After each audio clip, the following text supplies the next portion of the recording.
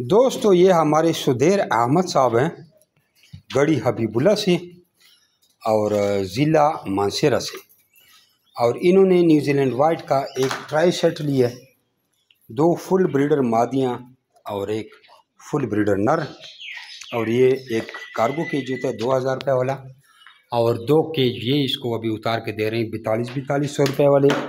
برتن اس کے کدھر ہیں؟ ہاں یہ ہیں، اور یہ اس کے 3 ہو گئے خوراک کے برتن۔ الگ کا نوزل ہی چڑھتے بھی ہاں کم جا دی،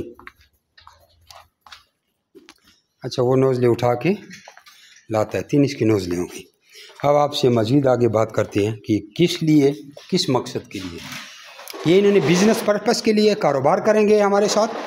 ان سے ہم 26,000 روپے کا جوڑا واپس خریدیں گے، اور اس طرح اس کے پاس چھوٹے چھوٹے بچے آئیں گے، اپنے فارم کو بڑھائیں گے۔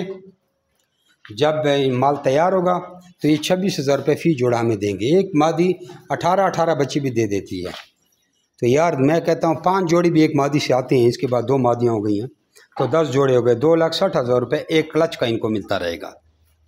جمی rabbit farming company private Pakistan government کی منظور شدہ پاکستان کی واحد رجسٹرڈ کمپنی ہے جو آپ کو خرگوش دے کر 50 سال تک ان کے بچے واپس خریدنے کا ایگریمنٹ کرتی ہے۔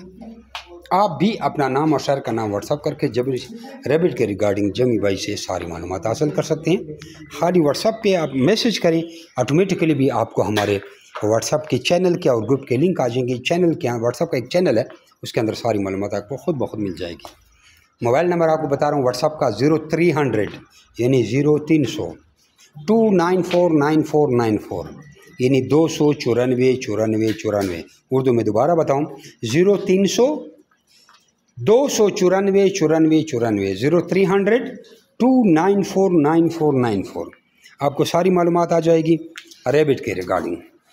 اور اس چینل کو فالو بھی کریں، لائک بھی کریں، سبسکرائب بھی کریں، جوائن بھی کریں، تاکہ بر وقت آپ کو اپڈیٹ ملتا رہے۔ کہ میں یہ حیران ہوں کہ پاکستان میں کچھ لوگ پیسے ان کے پاس ہوتی ہیں لیکن پیٹتے ہیں یار روزگار نہیں ہے، یا خدا پاک روزگار کیسی نہیں ہے، تیرے اندر ہمت نہیں۔